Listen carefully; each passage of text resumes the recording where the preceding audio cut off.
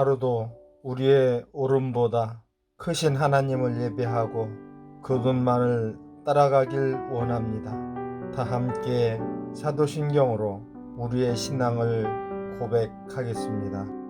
전능하사 천지를 만드신 하나님 아버지를 내가 믿사오며 그 외아들 우리 주 예수 그리스도를 믿사오니 이는 성령으로 잉태하사 동정녀 마리아에게 나시고 본디오 빌라도에게 고난을 받으사 십자가에 못 박혀 죽으시고 장사한 지 사흘 만에 죽은 자 가운데서 다시 살아나시며 하늘에 오르사 전능하신 하나님 우편에 앉아 계시다가 저리로서 산 자와 죽은 자를 심판하러 오시리라.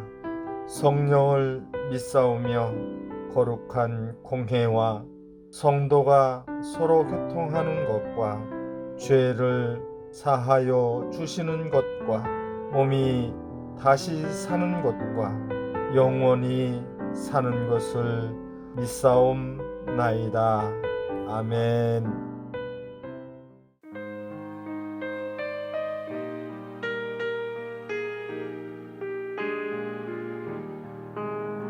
주 믿는 사람 일어나 다 힘을 합하여 이 세상 모든 마귀를 다쳐서 멸하세.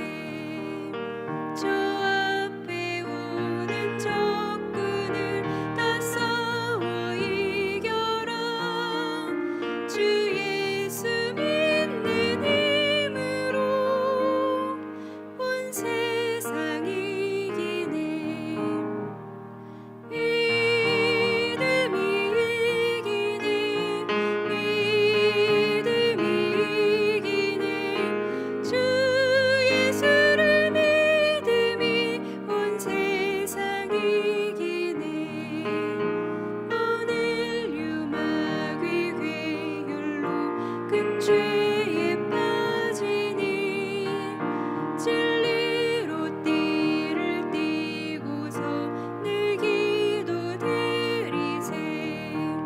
참 믿고 의지하면서 겁없이 나갈 때 주 예수 믿는 힘으로 온 세상 이기네. 믿음이 이기네. 믿음이 이기네. 주 예수를 믿음이 온 세상 이기네. 끝까지 이긴 자에게 흰 옷을 입히고 또 영생 복을 주시니 참 기쁜 일일세. 이 어두운 세상 지나서 저 천성 가도록 주 예수 믿는 힘으로 온 세상 이기네. 믿음이 이기네. 믿음이 이기네. 주 예수를 믿음이 온 세상 이기네.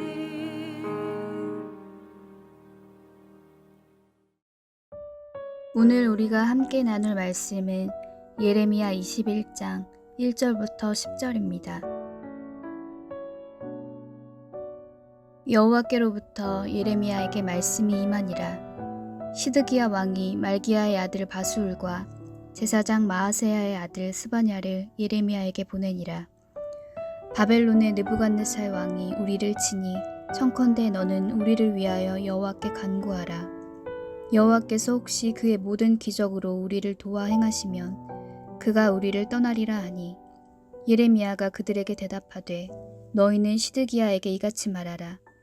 이스라엘의 하나님 여호와께서 이와 같이 말씀하시되 보라 너희가 성 밖에서 바벨론의 왕과 또 너희를 에워싼 갈대아인과 싸우는 데 쓰는 너희 손의 무기를 내가 뒤로 돌릴 것이요 그것들을 이 성 가운데 모아들이리라.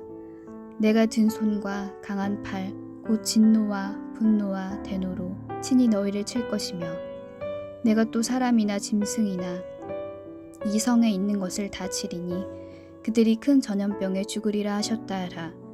여호와의 말씀이니라. 그 후에 내가 유다의 왕 시드기야와 그의 신하들과 백성과 및 이 성읍에서 전염병과 칼과 기근에서 남은 자를 바벨론의 느부갓네살 왕의 손과 그들의 원수의 손과 그들의 생명을 찾는 자들의 손에 넘기리니 그가 칼날로 그들을 치되 측은히 여기지 아니하며 긍휼히 여기지 아니하며 불쌍히 여기지 아니하리라 하셨느니라. 여호와께서 말씀하시기를 보라 내가 너희 앞에 생명의 길과 사망의 길을 두었노라. 너는 이 백성에게 전하라 하셨느니라. 이 성읍에 사는 자는 칼과 기근과 전염병에 죽으려니와 너희를 에워싼 갈대아인에게 나가서 항복하는 자는 살 것이나 그의 목숨은 전리품같이 되리라. 여호와의 말씀이니라. 내가 나의 얼굴을 이 성읍으로 향함은 복을 내리기 위함이 아니요 화를 내리기 위함이라. 이 성읍이 바벨론 왕의 손에 넘김이 될 것이요 그는 그것을 불사르리라. 아멘. 반갑습니다. 오늘 예레미야 21장 1절부터 10절까지를 중심으로 이끄심이라는 주제의 말씀을 함께 나누겠습니다. 예레미야가 전하는 유다 멸망에 대한 선포를 시드기야 왕이 들었던 것 같습니다. 그래서 바스훌과 스바냐를 이제 예레미야에게 보내죠. 여기 나오는 스바냐는 우리가 알고 있는 그 선지자 스바냐가 아니고 동명이인입니다. 나쁜 놈입니다. 지난 월요일에도 나눈 것처럼 바스훌은 예레미야를 잡아서 때리고 목에 나무고랑을 채우고 하루 동안 가둬두었던 제사장입니다. 유다의 마지막 왕인 시드기야 왕이 그 바스훌과 스바냐를 예레미야에게 보낸 거죠. 보내서 뭐라고 이야기했는가 하면 우리를 좀 도와주십시오 이렇게 말하죠. 하나님께 기도해서 이 어려움을 피하게 해주십시오 이렇게 이제 부탁을 한 겁니다. 사실 요시야가 무기또 전투에서 애굽의 바로느고에게 죽임을 당하고 요시야의 넷째 아들 여호아하스가 이제 왕이 됐는데 3개월 만에 애굽이 여호아하스를 폐위시켜 버렸고 요시야의 둘째 아들인 그 여호야김으로 왕을 바꿔버립니다. 그렇게 11년이 지났을 때 여호야김의 아들인 여호야긴이 왕이 되고 또 3개월이 지났을 때 바벨론이 쳐들어와서 엘리야긴을 바벨론으로 끌고 가고 엘리야긴의 숙부였던 요시야의 셋째 아들이죠. 시드기야를 다시 이제 왕으로 세웁니다. 그가 유다의 마지막 왕이 됩니다. 시드기야가 11년을 통치하는데 바벨론이 또 쳐들어온다는 말을 듣게 되죠. 그래서 예레미야에게 사람을 보낸 겁니다. 예레미야는 얼마 전까지만 해도 완전히 무시된 그런 선지자였습니다. 모든 다른 선지자들이 다 좋아질 거다. 조금만 더 열심히 하면 잘 될 거다. 이렇게 얘기하는데 예레미야 혼자만 바벨론이 쳐들어올 거다. 유다는 멸망한다. 이렇게 다른 이야기를 하니까 예레미야를 좋게 보는 사람은 없었죠. 근데 예레미야가 처음 활동을 시작했던 게 예전에도 자주 말씀을 드렸지만 요시야 왕 때였는데 그때는 정말 멸망에 대한 어떤 기미도 안 보였었거든요. 근데 눈에 보이는 게 없었으니까 예레미야의 말을 더 안 믿고 더 안 듣게 된 거죠. 근데 시간이 지나면서 어느 순간 요시야가 죽게 되고 왕이 세워졌지만 다른 나라에 의해서 왕이 바뀌고 그러면서 그 국민들 누구라도 우리가 혹시 마지막으로 가고 있는 거 아니야? 우리나라 이러다가 멸망하는 거 아니야? 이런 인식들이 생겨난 겁니다. 그래서 조금씩 일부였겠지만 어떤 사람들 중심으로 혹시 예레미야의 말이 진짜 아니야? 이런 생각이 들기 시작한 거죠. 물론 지난 본문처럼 여전히 예레미야의 말을 무시하고 싶었고 그게 현실이 되는 것을 상상할 수도 없다고 생각했던 것은 사실입니다.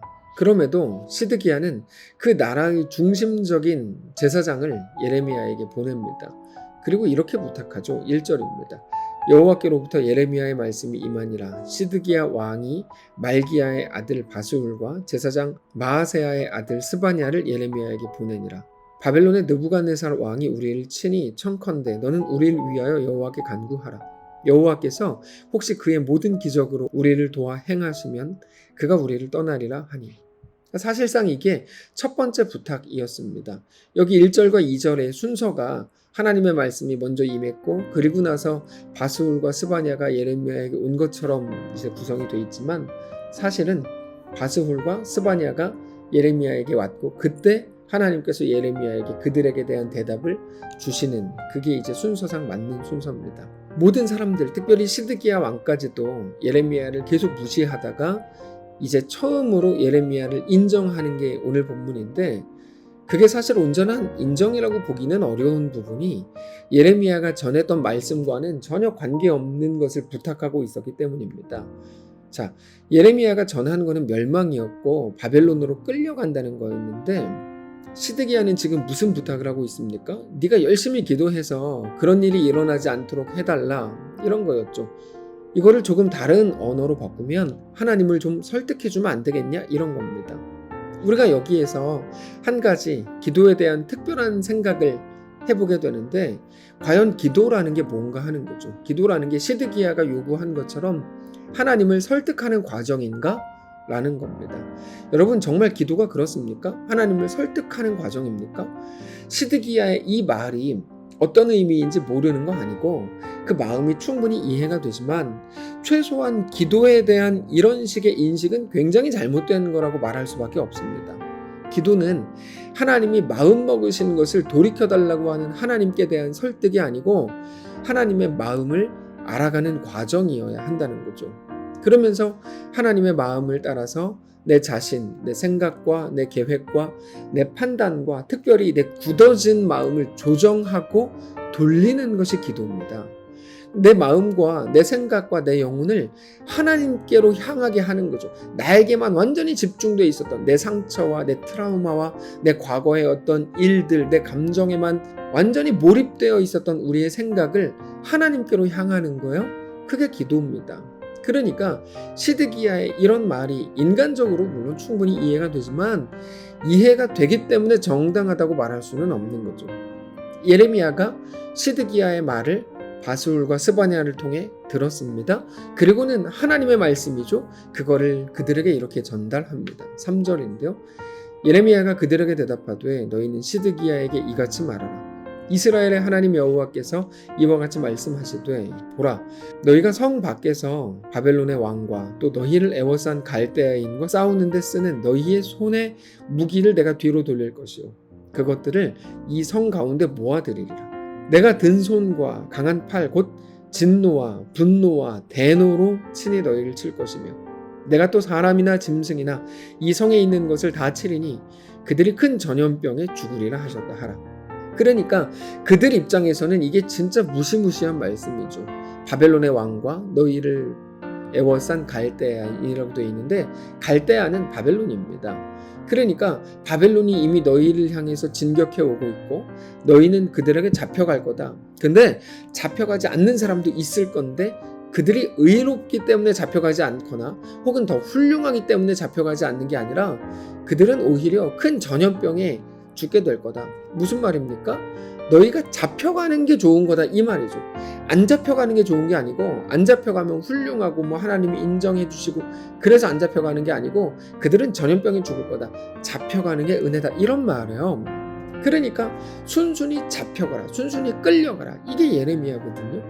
거기에서 멈추지 않고 예레미야가 이어서 이렇게 말합니다. 7절입니다. 여호와의 말씀이니라. 그 후에 내가 유다의 왕 시드기야와 그의 신하들과 백성과 및 이 성읍에서 전염병과 칼과 기근에서 남은 자를 바벨론의 느부갓네살 왕의 손과 그들의 원수의 손과 그들의 생명을 찾는 자들의 손에 넘기리니 그가 칼날로 그들을 치되 측은히 여기지 아니하며 긍휼히 여기지 아니하며 불쌍히 여기지 아니하리라 하셨느니라.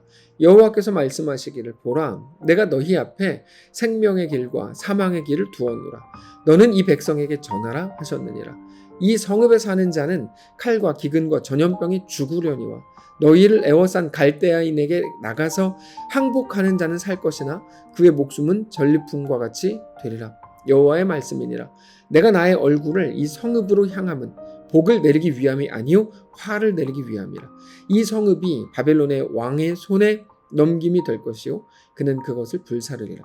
여러분 굉장히 중요한 건데요. 여기 9절을 보시면 여기 남아있는 자는 다 죽는다. 근데 갈대아인에게 항복하는 자는 산다. 물론 그들은 고난을 당하고 힘들 거다. 근데 산다. 이게 예레미야가 말하는 굉장히 중요한 메시지입니다. 너희가 지금 겪는 일에서 면제당하고 싶어 하는 거 절대 좋은 거 아니다 이거죠. 바벨론으로 안 끌려가는 게 복인 줄 아냐? 그렇지 않다. 끌려가야 된다. 끌려가는 게 복이다. 여기 남아있으면 전염병으로 다 죽는다. 이 얘기거든요. 그러니까 잘 보시면 시드기야가 바술과 스바냐를 통해서 예레미야에게 부탁했던 내용이 얼마나 어리석은 것인가 하는 것을 우리가 여기서 알 수 있는 겁니다. 시드기야는 어떻게 해서든지 고통을 면제받고 싶어 했죠. 예레미야는 그럴 일 없다. 네가 잘못했는데 잘못한 걸 그냥 넘겨달라는 거냐? 그럴 수 없다. 가서 고통을 당해라. 가서 깨끗이 씻김을 당해라. 회복이 되라. 이 얘기를 하고 있는 겁니다. 겉으로 보면 굉장히 무서운 건데 여러분 조금만 들여다보면 완전히 다르게 보이는 거거든요. 단지 이런 어려움이 있을 거다. 저런 고통이 있을 거다. 이렇게만 보이지 않는 더 깊은 무언가가 있는 거죠. 그게 뭡니까? 너희는 잡혀간다 이거죠. 그러니까 그걸 뒤집으려고 하지 마라 이겁니다. 그럼 어떻게 하라는 겁니까? 예레미야가 굉장히 특별한 성경이라고 말씀을 드렸는데요. 그거는 예레미야가 백성들에게 계속해서 뒤집으려고 하지 마라 라고 이야기하기 때문입니다. 면제시켜달라고 하지 마라 이거죠. 뒤집으려고 하지 마라, 면제시켜달라고 하지 마라. 이게 무슨 말입니까? 하나님을 믿고 순순히 따라가라 이거죠. 그게 너희 죄 때문이 아니라고 말하는 게 아니라 너희 죄 때문이다. 분명하게. 그래서 바벨론이 오는 거다. 너희는 끌려가게 돼 있다. 정확하게 말하잖아요. 근데 진짜 문제는 그게 아니고 그건 그거고 너희에게 대한 하나님의 이끄심을 대할 때 하나님을 의심하지 말고 그 모든 상황을 맞이하라는 겁니다. 죽어도 듣기 싫죠. 이거는 당장의 고통을 면제시켜달라고 말하고 싶죠. 시드기야가 되고 싶어요. 네, 아닙니다. 하나님께서 하나님을 믿고 그 상황을 맞이하라 이겁니다. 니네 죄 때문에 몸이 더러워졌다. 씻어야 된다. 제발 안 씻게 해주세요 라고 시드기야가 말하고 있는 건데요. 아니다. 씻어야 된다. 비누로 박박 씻어야 된다. 근데 중요한 건 뭡니까? 하나님을 믿고 들어가라 이거예요. 그래서 예레미야가 너무나 특별한 메시지가 되는 겁니다. 물론 그들은 이게 안 들리죠. 당장의 고통, 당장 자기들이 당해야 되는 어려움 속에 있는 사람들은 이게 안 들립니다. 근데 하나님은 똑같이 말씀을 하세요. 우리는 특별히 더 먼 곳에서 오늘 본문을 보고 있기 때문에 이 말이 어떤 의미인지 알아들을 수 있습니다. 사랑하는 성도 여러분, 이제 우리의 삶을 보시기를 바랍니다. 하나님께서 오늘 우리에게 동일한 말씀을 주십니다. 우리는 하나님을 설득하려는 마음이 우리에게 꽉 차 있는 것을 자주 발견합니다. 그거를 보았을 때 우리는 깜짝 놀라야 됩니다. 설득한다는 것은 내가 옳고 당신은 그렇지 않은 것 같으니까 당신이 내 말을 좀 따라줬으면 좋겠어요. 이런 말이거든요.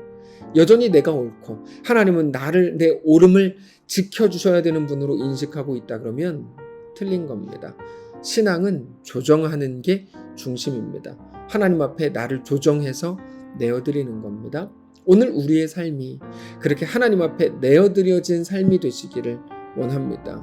오늘 어디 계시든지 우리 아버지요 창조주요 전능자이신 우리 하나님이 우리를 오늘도 이끌고 계심을 믿음으로 담대하게 오늘의 삶을 살게 되시기를 축복합니다.